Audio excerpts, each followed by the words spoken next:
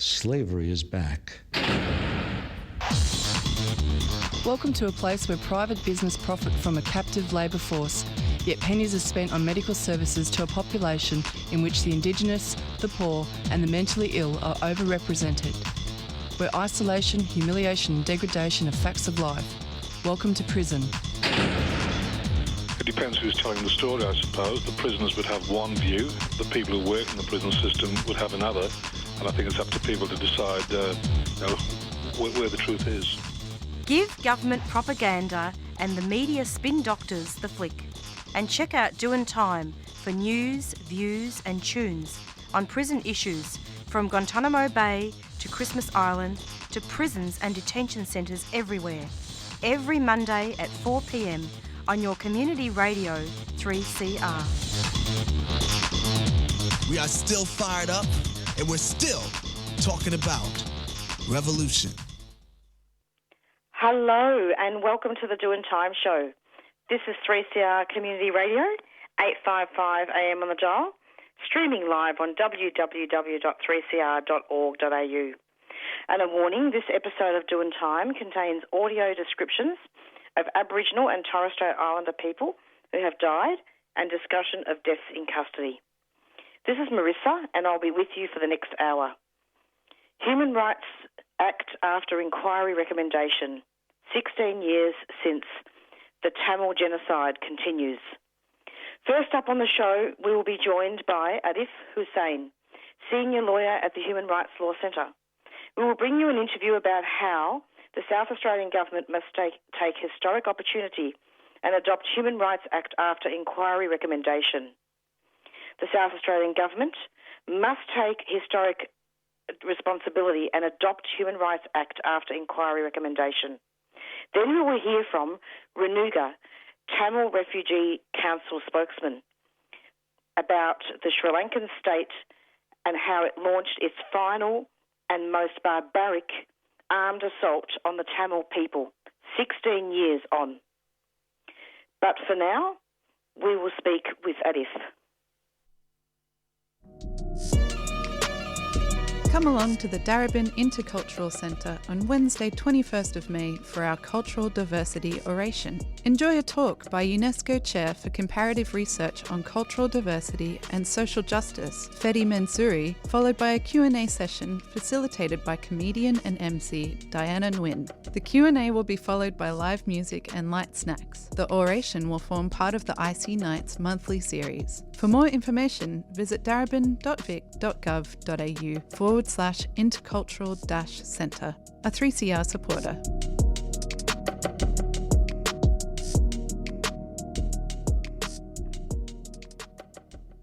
And in case people have just tuned in, this is the Doin Time show and we will be speaking with Arif Hussein from the Human Rights Law Centre.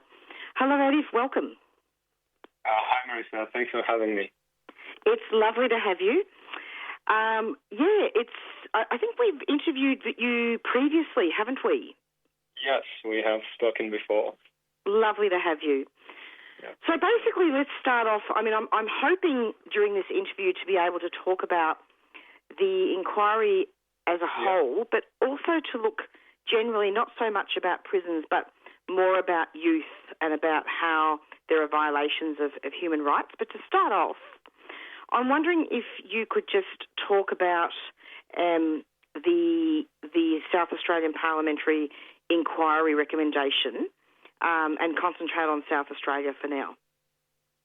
Yeah, sounds good. As you flagged, after a year of inquiry with over 300 submissions and 12 hearings, on the 29th of April, the Social Development Committee of the South Australian Parliament handed down its final report, and that report made strong recommendations that the South Australian Government legislate a comprehensive Human Rights Act that would benefit everybody in South Australia.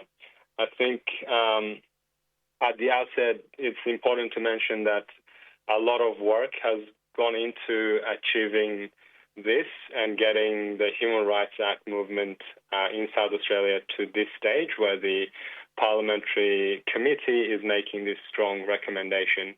And there's a lot of community organising and campaigning that has gone on in the last 3 or 4 years to get the campaign to where it's at.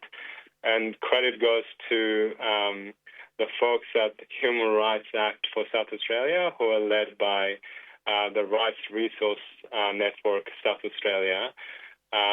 So this advocacy, I think, the grassroots community-led advocacy for a Human Rights Act in South Australia led to the South Australian government announcing this inquiry. And then now, after submissions and hearings, making this strong recommendation. The reason why I give that background is that despite this strong recommendation, the work isn't done yet. That right now we need continued engagement and continued support from everybody, but in particular listeners from South Australia, to call on the South Australian government to respond to the recommendation and to enact a South Australian Human Rights Act. I think for listeners in South Australia, there is ways that you can do this. The first one is you can add your voice to the Human Rights Act for South Australia campaign. To do that, you can search Human Rights Act for South Australia, and it will be one of the first results you'll get on any of the search engines. So I think that's where the other issue, or the other reason why this is significant, this recommendation is significant, is, Marisa, I think you may remember that in May last year, the Federal Joint Committee on Human Rights also made a recommendation after a year or so of deliberation for a Federal Human Rights Act, amongst other recommendations. And I think there is a momentum building for Human Rights Act at state and territory jurisdictions, but also at the federal level. And with the recent federal election result, this current government now has a historic opportunity in its second term to set a lasting legacy for human rights and enact a Federal Human Rights Act at a federal level. Indeed, and I suppose a comment that I'd like to make in response to that, as you know, Arif, that this is also a prison show as well, and it would be fantastic if there could be an act for prisoners as well. Yeah, so the good thing about Human Rights Act is that it applies to everybody, and it upholds all people's rights. So for example, in terms of this being a prison rights-focused show, the Victorian Human Rights Charter has been used in the past in terms of upholding children's rights. One case that comes to mind is the adult Bowen prison case, where after riots and damage to youth justice centres, the Victorian government set up a new justice centre with maximum security in the maximum security adult prison, and started transferring children there.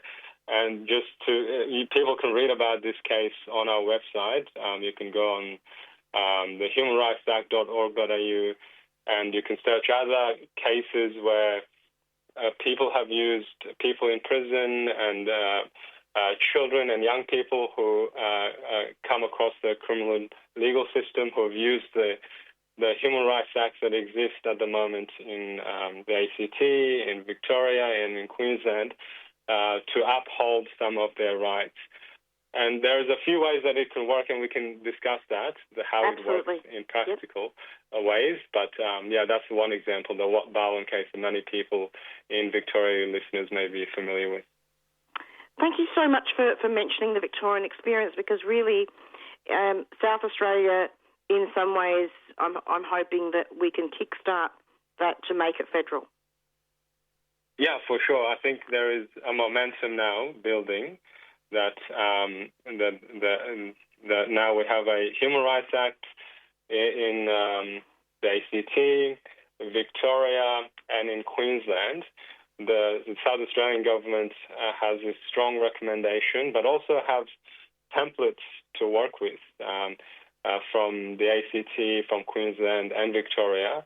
But also the PJCHR report that I mentioned before has also has included in that report a model Human Rights Act that the South Australian government can use to model its Human Rights Act, but also now the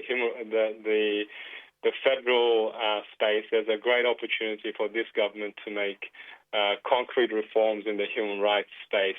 It's not just about legislating and people litigating to uphold their rights. It's about cultural change as well, and educating the public service, public authorities, and people who make decisions on an everyday basis that impact people's lives to consider their human rights. So there's a broader impact too in terms of a human rights legislation in Australia at a federal level.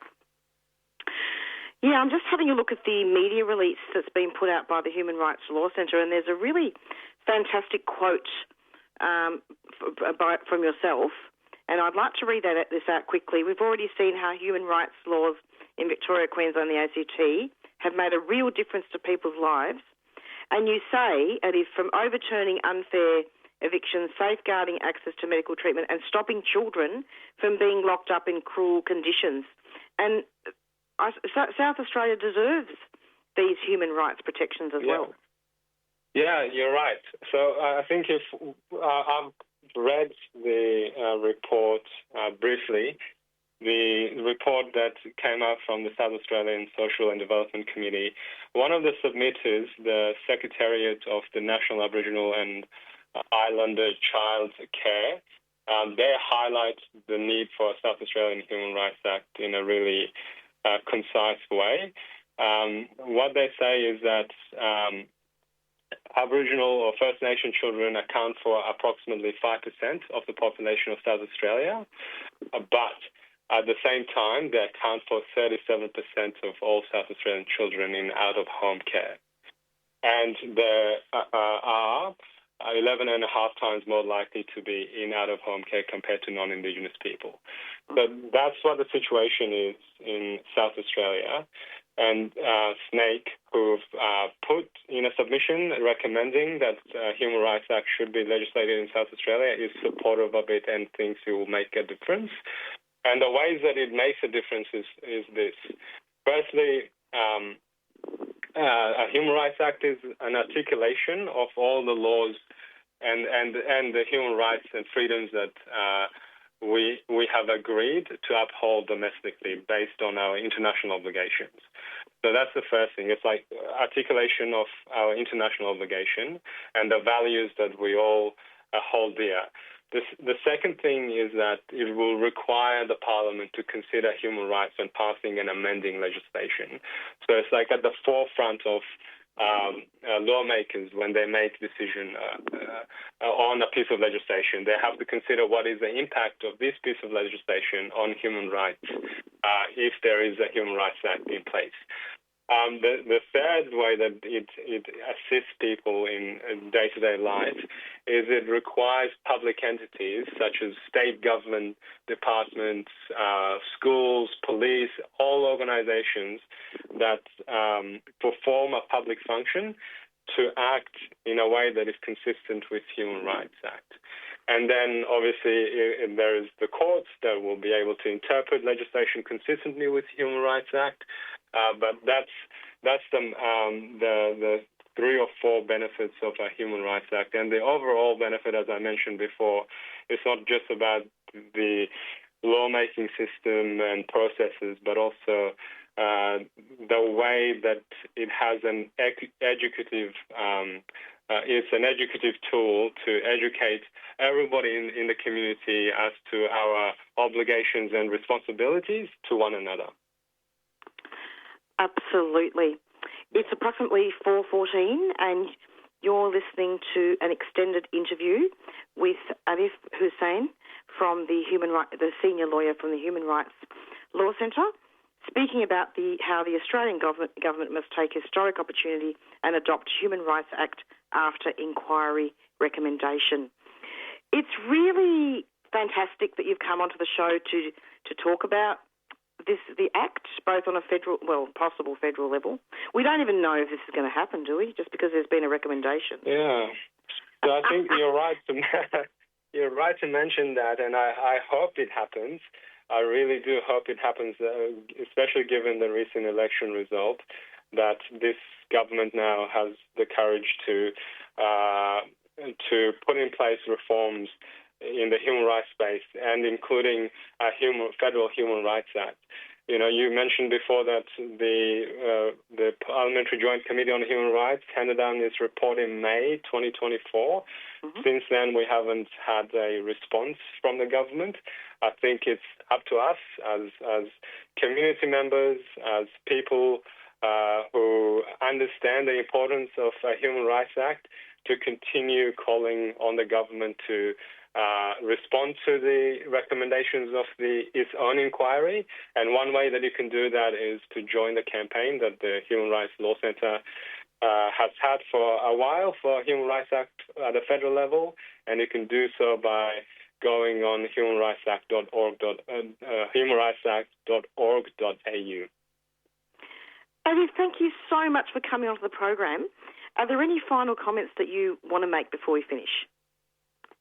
Thank you so much for having me on today again.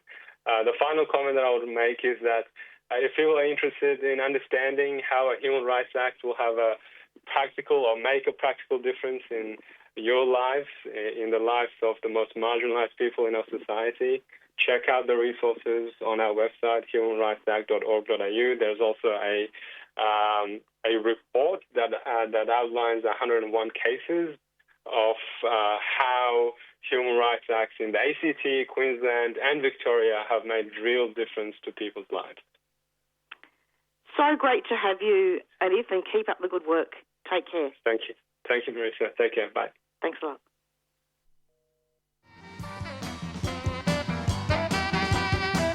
The New International Bookshop's Big Red Book Fair is back for 2025. We'll have thousands of second-hand books for $3 each, 10% off new books, and a great moment to support Melbourne's longest-running left bookshop. This year, the fair is on Saturday, the 21st of June, 9am till 5pm in the ETU Ballroom, Trades Hall, 54 Victoria Street, Carlton. Can't wait to see you there. New International Bookshop is a 3CR supporter.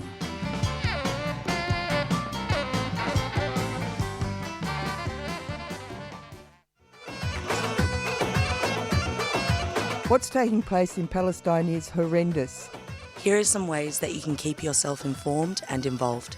Listen in to Palestine Remembered every Saturday morning at 9:30am or listen to the podcast. Join the APAN mailing list at apan.org.au for updates, news about actions you can get involved in and where you can donate to provide humanitarian assistance. Listen to other news and current affairs programs on 3CR that also cover Palestine. The oppression of the Palestinian people has been going on for 75 years. It has to stop. You can be part of making that happen by staying informed and active. APAN is a proud supporter of 3CR.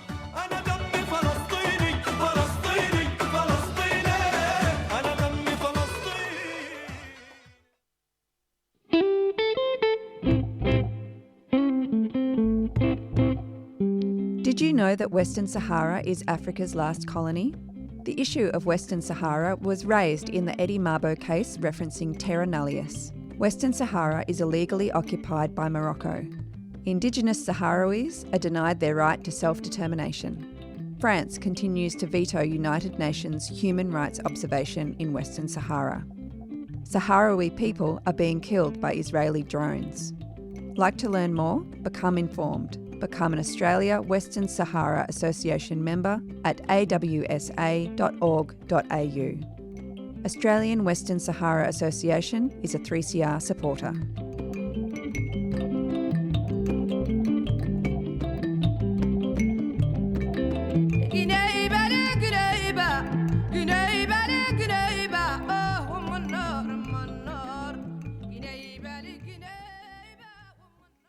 And you're back with the Doin Time show. It's approximately 4:20.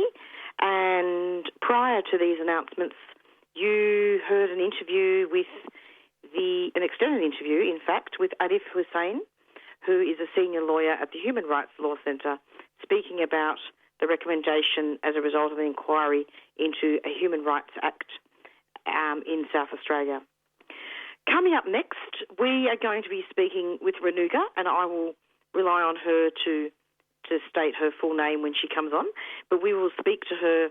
She is a spokesperson for the Tamil Refugee Council, and Renuga is a young LM Tamil activist that started her active activist journey at the age of 10.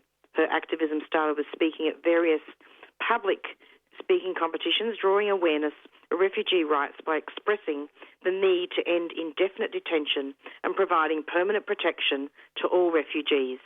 In her final year of high school, 2020, she was able to attend the 43rd session of Human Rights in the United Nations, Geneva, Switzerland, where it brought attention to the council of 2 indefinitely detained LM Tamils who had been held for 9 years at the time.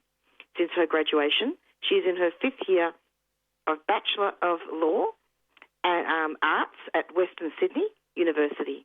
During her time, she has been able to organise various rallies on the plight of Tamil issues such as Tamil Genocide Day, Do Not Deport to Danger, Palm Sunday, Tamil Contingent, Tamil Oppression Day, Boycott Sri Lankan Cricket, and various online events.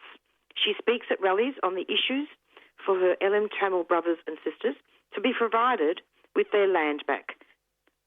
And this is a really long bio, and I love bios, and I've probably read too much, but I really wanted to honour Renuga because she's done so much. And we're going to be speaking to her very shortly about 16 years since the Tamil Genocide happened, and we'll speak to her right now. Hello, Renuga. Hi, how are you? I hope you didn't mind. I took the liberty of reading too much.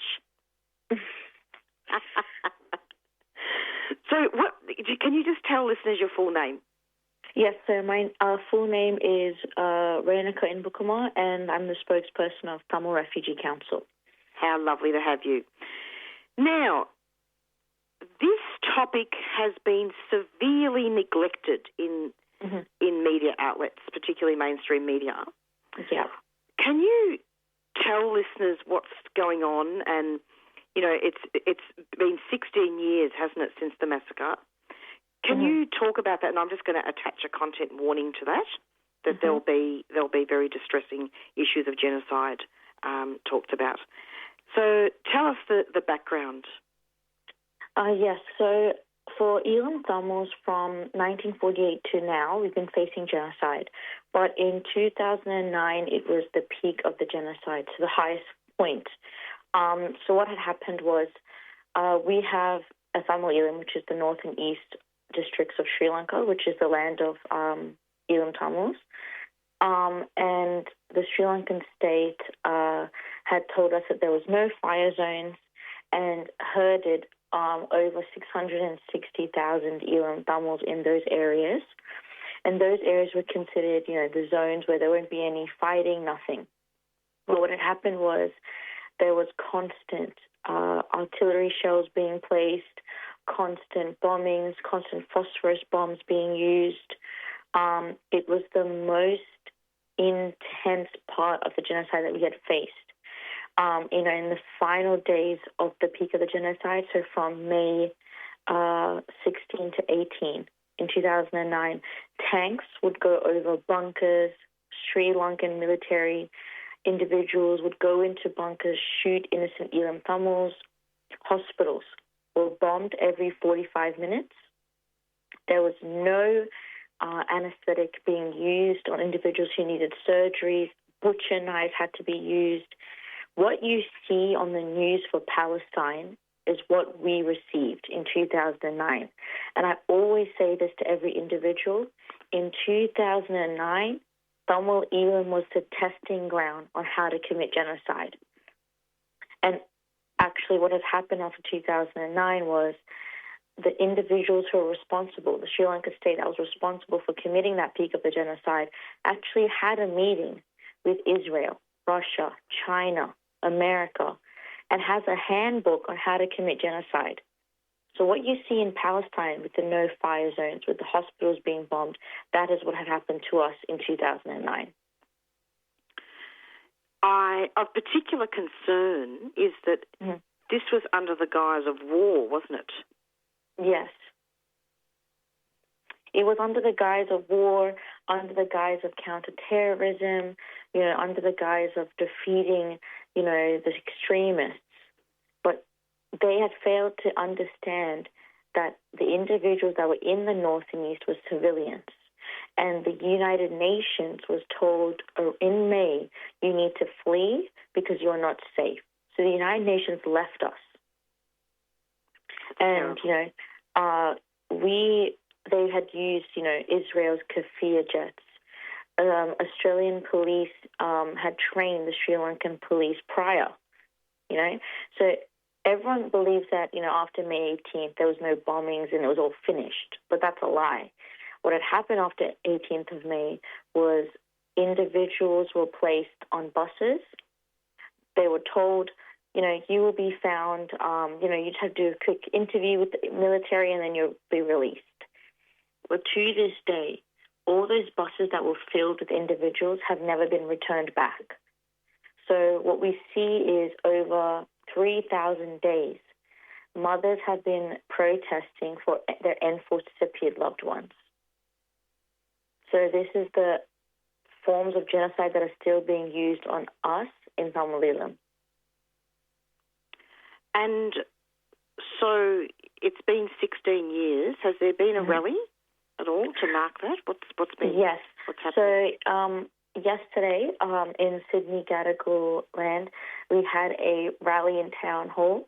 We had about 250 individuals attend the rally. We had an eyewitness speak in English, Rita R. Rubin.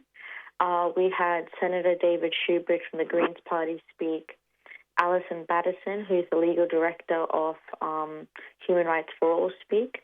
We had Kausia, who's spoken Tamil, and we also had Chauvin, who's from Students for Palestine, and then we had myself speak on behalf of Tamil Refugee Council. And in Naarm, Melbourne, we had a joint rally with Al Nakba. Beautiful. It is terribly important. I mean, there have been so many dead and so many traumatised. Mm-hmm. And I think from what I can see here, hospitals, schools and shelters were turned into graveyards, and there's been so many people unaccounted for, women being raped, children executed and families disappeared.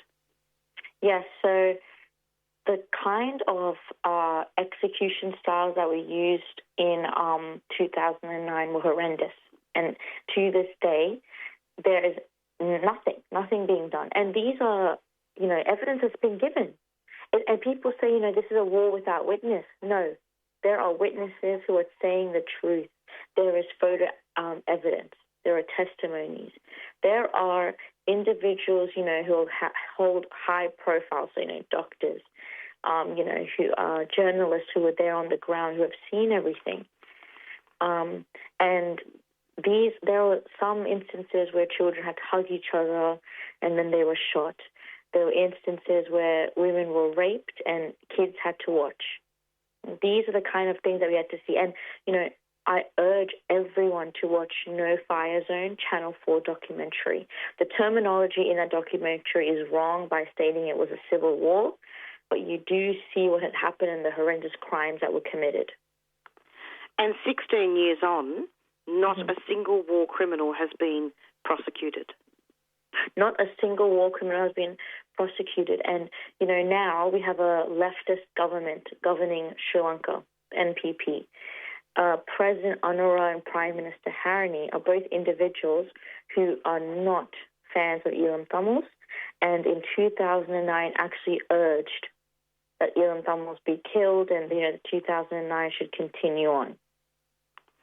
That's the kind of president and prime minister that we have. And, it's funny because Prime Minister Harani was also a lecturer and also a very great, supporter of Macquarie University in Sydney.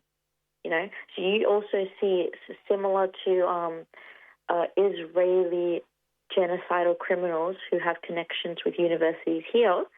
We have the same exact Sri Lankan state genocidal individuals who are working with the universities in Australia as well. Indeed, and we need to look at those very important links to Australia because Australia also is a crime scene. I mean, instead, these people remain protected, celebrated and empowered by a state that continues its project of ethnic domination. That's correct. And, we see Australia itself, the background of Australia was built on genocide.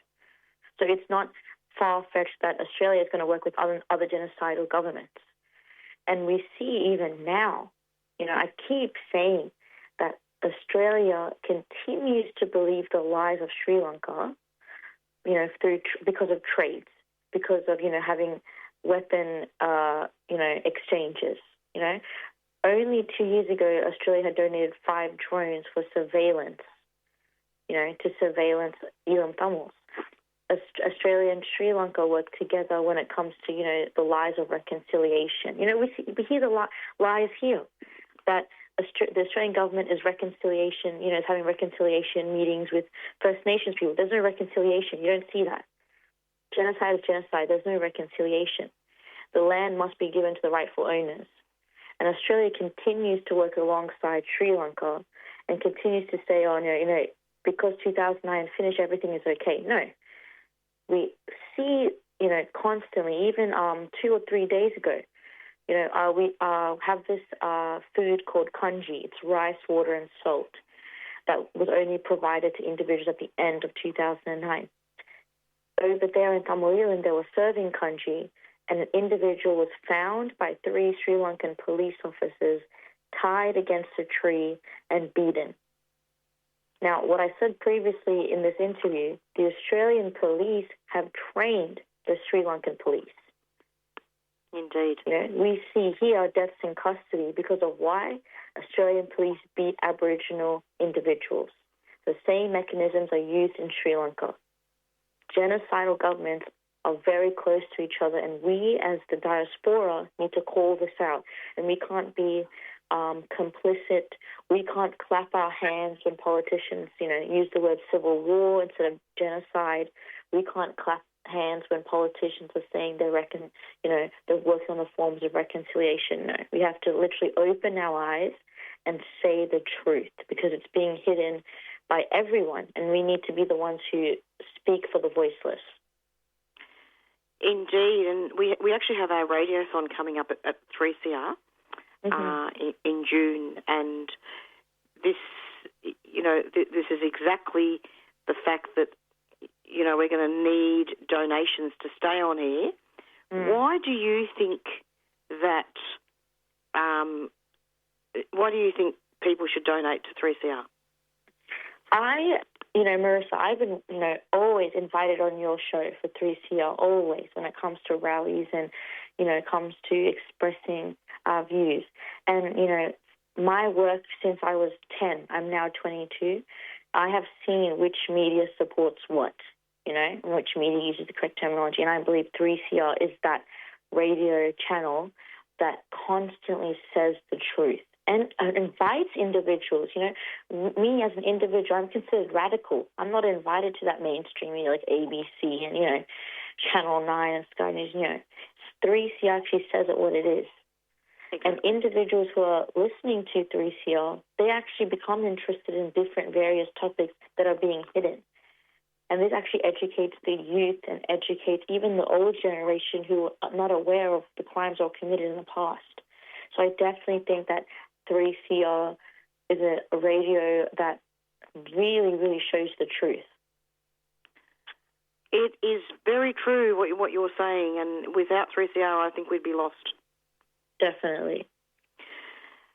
Just one final thing, and look, you've unpacked a lot of stuff today, and I'm really grateful that you've come onto the show. But I just wanted to clarify. So basically,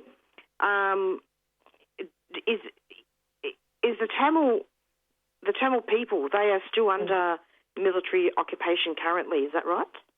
That's correct. So there is one Sri Lankan soldier for every 4 Elam Tamils. There are military bases just throughout north and east. Our schools are being now taught by military generals.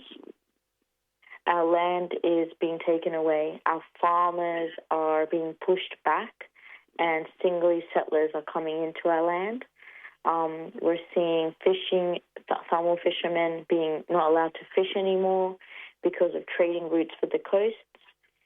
And even now we have a act, Prevention of Terrorism Act, being used on any youth who speak up against genocide. And, there were youth during this month who spoke against genocide, and I have special connections with them. And, they went MIA after May 18th. I don't know what has happened to them today. Their accounts are being, not online anymore. So it's clear that they have been placed into jail and are beaten up today. Thank you so much for clarifying that, because the 18th of May is not just a commemoration. It's a global call to action, isn't it? Yes, most definitely. And, in Canada, they had made a monument for genocide, and it was unveiled, and it was beautiful. And, Mayor Patrick Brown, he said what it was, that it was a genocide, is a continuation of genocide, and that any individuals who speak against genocide should be returned back to Colombo. And, Namal Rajapaksa, the son of former ruler Mahinda Rajapaksa, has said that genocide was a lie and that he's spreading, lies and everything. So this is individuals who are involved are getting so upset, spreading, all these vicious lies that they didn't do anything when there is evidence. Absolutely. Renuga, thank you so much for coming onto the program. It's always lovely to have you. Thank you. Are there any final comments that you'd like to make in conclusion? I urge everyone to follow Tamil Refugee Council both on Instagram and Facebook. There are updates of what happened in the rallies, and you can read our press release for more information of what happened in 2009. You take care and keep up the good work. Thank you so much. Thanks a lot. Okay, bye. The media in this country, we as Indigenous people know, have censored our right of telling the truth, and the truth is what this country is most fearful of, in particular Indigenous truths. Until history is told by the vanquished lens, which is our people telling our story our way, and have the right to be able to incorporate that into a system of learning, well, people are always going to be denied that truth by deceit and lies. When you look at the type of psychological warfare and spiritual warfare that Aboriginal people are caught in, it's not just in the sense of military when they talk about weapons of mass destruction, but you're right, it's in terms of the media, and the industry of media is a warfare against our people, and so is religion, I believe, in the Western sense. They're all weapons of mass destruction against our people. We need to keep radical voices on air. Subscribe now. Go to 3cr.org.au/subscribe or call the station on 9419 8377.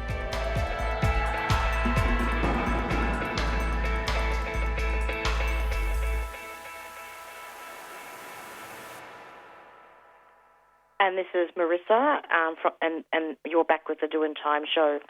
It's approximately 4:39, and prior to these announcements, you heard an interview with Renuga, spokesperson from the Tamil Refugee Council, and she was speaking about the 16 years on genocide of the Tamil people.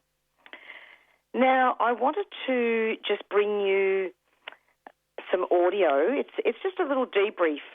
I was listening to Monday Breakfast this morning, and I was listening to Rob Harrison, who is a co-host of the Breakfast Show, and also Ed as well. And they were speaking about the Palestinian rally yesterday, and I felt that this little debrief and segment needs to be aired again because they were eyewitness little accounts of what happened at the Palestinian rally yesterday. So I'm going to bring you that audio shortly, and I just wanted to also read out a little bio about Rob, because he's done a little bit of work on this show as well, a few little interviews. So Rob Harrison is a proud non-binary, transgender and queer person who is going to be doing the debrief. And also Ed, I believe, has also been instrumental in doing a lot of activism as well. I believe in the environmental movement in the past. So anyway, we're going to be hearing this little debrief shortly. Also, just quickly wanted to speak to the Nakba rally yesterday that was held. And incredible amounts of numbers, thousands of people showed up in support of Palestinian liberation. Yeah, I saw obviously, I was there, but I saw, when I got home, I saw like a picture of like a helicopter shot when we walked across the bridge that goes over the Yarra. I don't know what that bridge is called. A drone or something, yeah. And, you know, on that particular bridge, just for context, there was a separate rally held by Zionists.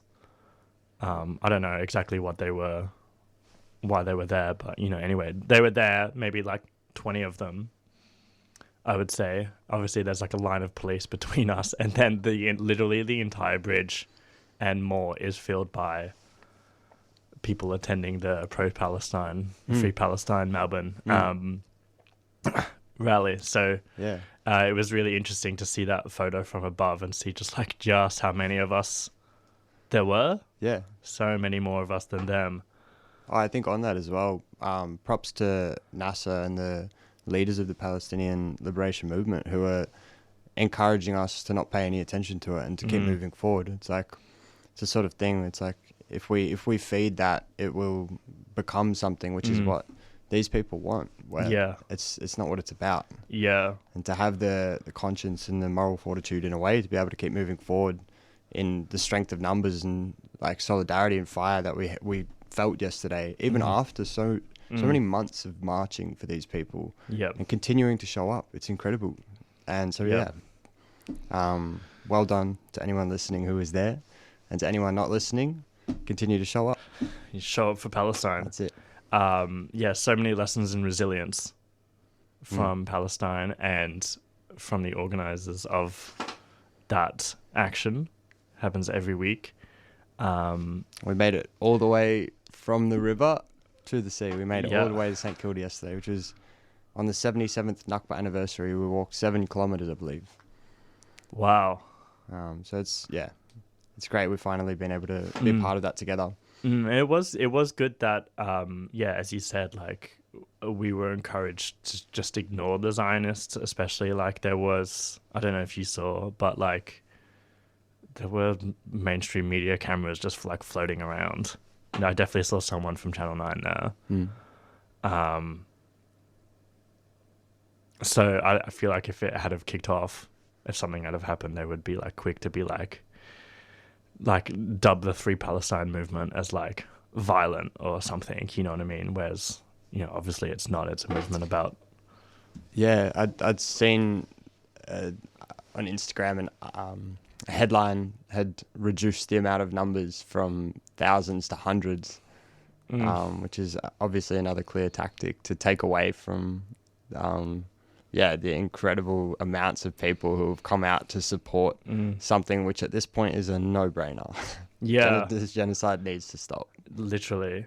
I started talking to someone at the rally yesterday and they're like, what brings you here? And I found it sort of hard to answer because I'm like, it's genocide. Like, it's not really about me. Like, you just need to like, you stand up against genocide. Yeah. You know what I mean? It's so simple. Well, I think NASA, during his speech as well, and also May, outside the US, The embassy, or was it the consulate? The consulate, the embassy, yeah. May and Nasser both gave quite powerful speeches. And there was another woman who gave quite a powerful speech, whose name I can't remember, excuse me, but Nasser was speaking about how Palestine is a mirror to our humanity. And I don't think much more needs to be said than that. So. And that was a segment from Monday Breakfast, basically a debrief and eyewitness account at the Palestinian rally with co-hosts Rob Harrison and Ed. And now we are going to be bringing you a song. A song by Alice Skye.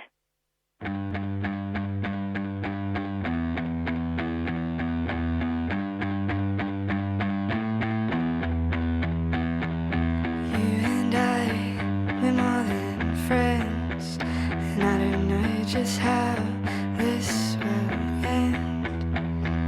Everything is great until it's not. Everything is great until it stops. Till it stops. And if it's not you, it's someone else you see. So I definitely shouldn't let you bother me. I don't want more, I just wanna be enough.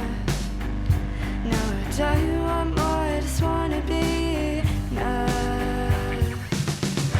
Please tell me what the fuck we're doing. I don't know if I should be moving on. Am I lonely or do I really love you? Am I lonely or do I love you? Talking on the phone at night again. You say, hey man, just like we're friends. You keep me safe and warm, I wish you wouldn't. You keep me safe and warm, just like he could. Please tell me what the fuck we're doing. I don't know if I should be moving on. Am I lonely or do I really love you? Am I lonely or do I really love you? Am I lonely or do I really love you? Am I lonely or do I really love you? Am I lonely or do I really love you? Am I lonely or do I really love you?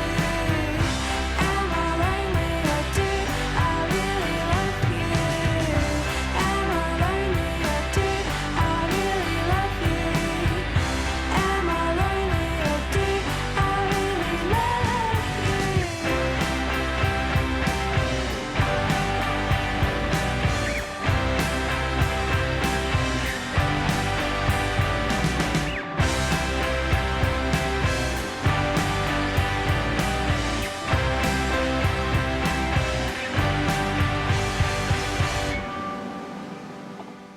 Connecting Home is a safe space for survivors of the stolen generations and families to share stories and get support without judgment.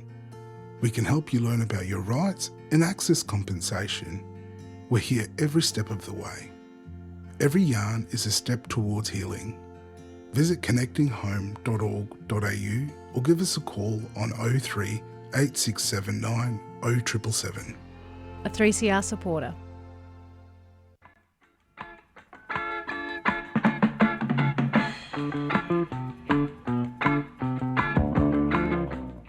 Do you have a few children's picture books or footy boots that your kids have outgrown but want to find them a loving home? Well, drop them in at 3CR and put them in the Books and Boots bin. Books and Boots regularly sends pre-loved children's picture books and sports footwear to remote and regional First Nations communities and children across the country. Contact us at Books and Boots or go to the website www.booksandboots.org.au. We love a good book.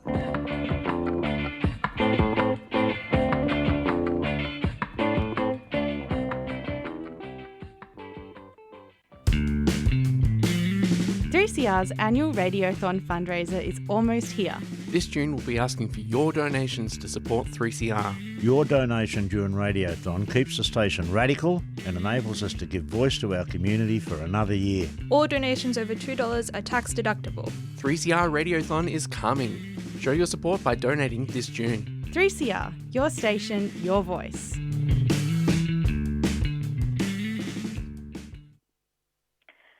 And this is the Doin Time show, 3CR Community Radio.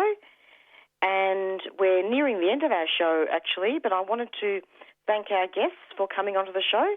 Thank you to Arif from the Human Rights Law Centre and also to Renuga from the Tamil Council, Refugee Council.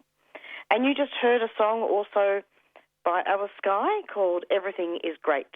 She's a fantastic Aboriginal musician. And it's 4:50, and pretty soon we're going to be going out with our theme song, Black Fella, White Fella by the Rumpy Band. But before we do end the show, I wanted to just let listeners know that Radiothon is coming. Now, Radiothon is a very, very important time for 3CR, and the Doin Time show needs to raise $1,000. And it's really important that we do have these donations because, as I was saying earlier to Renuga during my second interview, and we were discussing about how a lot of media, mainstream media, doesn't take up these issues. And, you know, the theme for this year is our station, our voice. I may have said that wrong, but yeah, it's basically about saying that we, you know, a lot of the time marginalised communities are deprived of a voice, and 3CR certainly does a good job of making sure that there is diversity, making sure that genocide and other issues are called to account. And certainly on this show, we look a lot at deaths in custody and also prisons, women in prison, and it's really important that people do donate in June. And if you can't wait, it's certainly good to donate even earlier. So I'm giving a little bit of a preliminary plug to Radiothon. Pick up the phone, 9419-8377, and donate to all shows at 3CR. And it's really important that starts to happen. That starts to happen soon. So it's goodbye from Marissa. We're going to be going out pretty soon with our theme song, as I said, Black Fella, White Fella by the Rumpy Band. And stay tuned every Monday for the Doin Time show from 4 to 5, and take care of each other. And I believe we've got Beyond Zero up next. Thanks so much. Bye.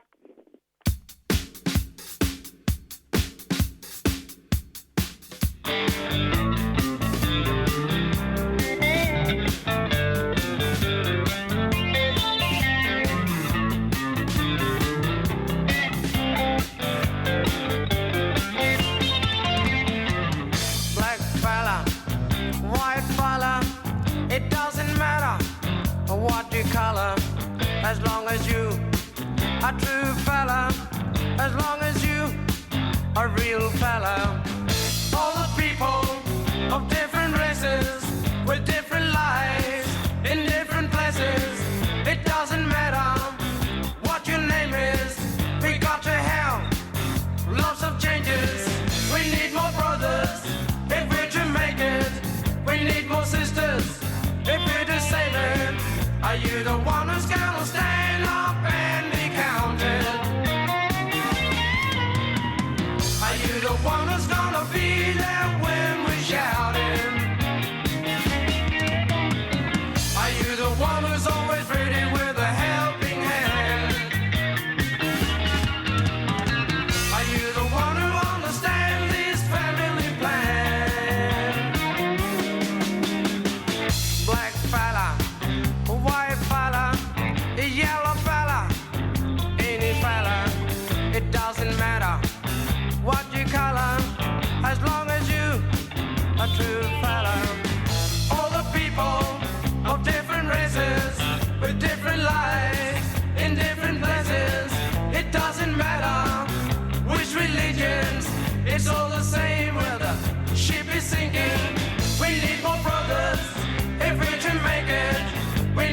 sisters, if it's disabled, are you the one who's gonna stand up and be counted?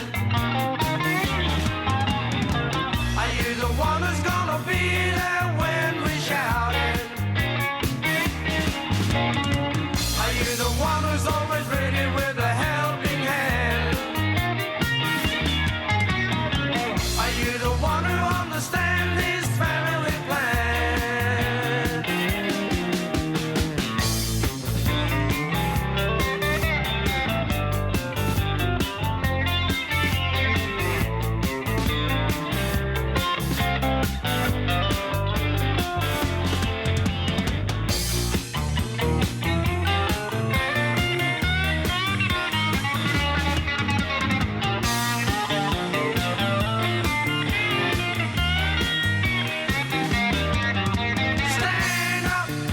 Stand up and be counted. Stand up and be counted. Are you the one who's always ready with a helping hand? Are you the one who understands this family plan? You've been listening to a 3CR podcast produced in the studios of independent community radio station 3CR in Melbourne, Australia. For more information, go to allthews.3cr.org.au.